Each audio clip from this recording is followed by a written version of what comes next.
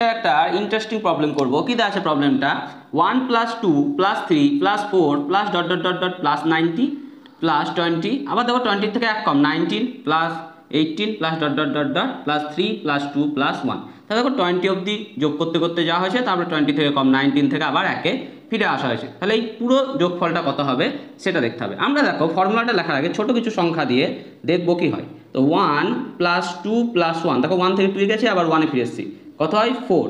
4কে আমরা লিখতে পারি না 2 তার স্কোয়ার, মিডিলে যা আছে তার স্কোয়ার হয়ে গেল।